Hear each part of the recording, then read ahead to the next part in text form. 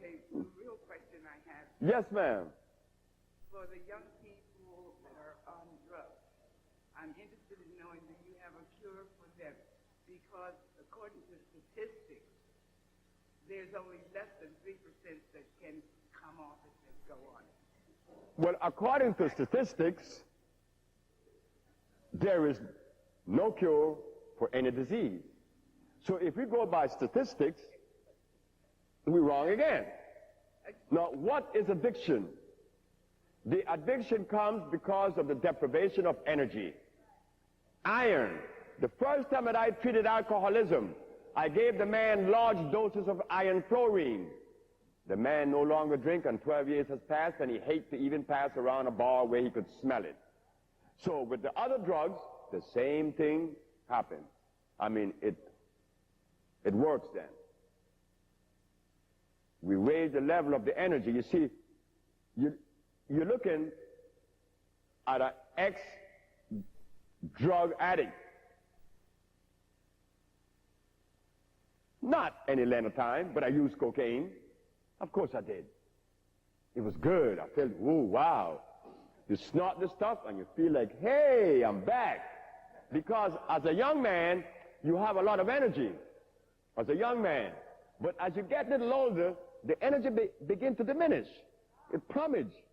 Then you see what's going on here. Then one day your friend says, hey man, try this. And you snort this cocaine. Wow! You remember when you was 18. But it is false. Because when it drops you below where you were before. And you become dependent now to raise it up again now. And dependent. Nobody healed me. I had to heal myself.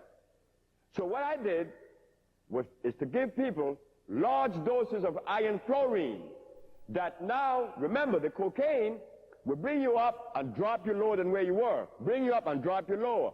Bring you up and drop you lower. But iron fluorine gradually brings you up. And never to drop. It holds you here. You become relaxed with the energy. And the need for the cocaine just ceased.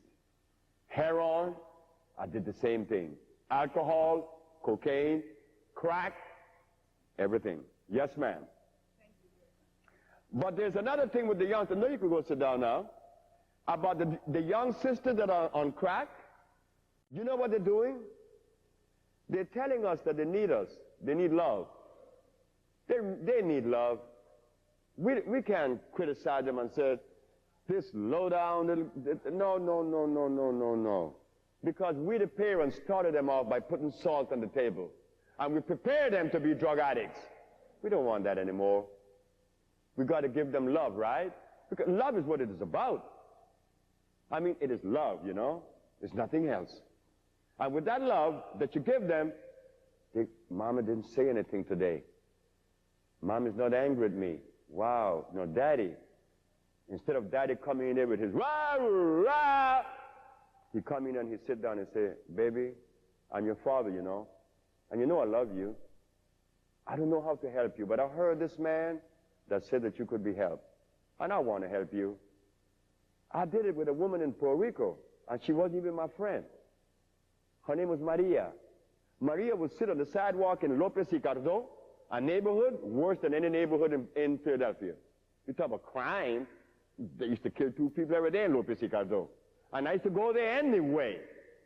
And I found this lady, this young woman, 23 years of age, sitting on the sidewalk, just waiting for someone to give her $5 to buy a little bag to go fix and put in her arm. So I used to go sit by her every day. She said, who are you anyway? Are you a preacher? I said, I'm not a preacher. But why are you messing with me? I said, because I want to know, how come you have so much testicles, much larger than mine, that you elect to throw your life away? Girl, I wish I could do that one. I wish that I could just forget everything and go after this drug like you're doing. And she said, look you, and she started cursing me some very ugly words. Do you have some money? I said, I got some money. Well, give me $5. And I left. Came back next day, there was Maria. You come messing with me again? I said, yep. And again and again and again. I would give her $5. I know what you're going to buy. But I would talk to her. And one day, Maria wasn't there. 5 years later, I lived in Puerto Rico for 14 years. 5 years later, one evening around 5 or 6 o'clock, I had someone to walk in my house. Sebi, Sebi, Sebi. I said, Cuco. Cuco is the name of the fella. He used to have horses that run in the horse race. Cuco said, you receive a letter. Oh, from Maria, with a little picture of a little girl. Maria said that of all the people in the world that she remembered was me. And she wanted to tell me the story as to why she was sitting on that sidewalk. Her father abused her sexually. Her uncle abused her sexually. Now, when a father abused a daughter sexually, and a father to a girl is like next to God. You know how much a girl loves her father? And then for him to abuse her sexually? Who does she go to now? Who is left on this planet for her to go to and tell about her feelings? Her father is having sex with her. She said to me in the letter that she remembered me, and she remembered me, and she could not get me out of her brain. She went to New York. She came to New York from Puerto Rico, and she cleaned up with her sister because she remembered me. And she went back to school, got her degree, and married a man, and she have a little girl. You see? That's love. That's stretching out for someone. And I know that if we were to just stretch out, select one young girl in the neighborhood, and say, she is my target, I'm going to get this one. You'd be surprised how much you're doing. I know Mr. Charles Gray told me stories about what he have done with many children here in Philadelphia, with his school, people who used to shoot up and kill people. Now they're productive people. Sure, but they need what? They need what you and I need. A little bit of it. They call it love.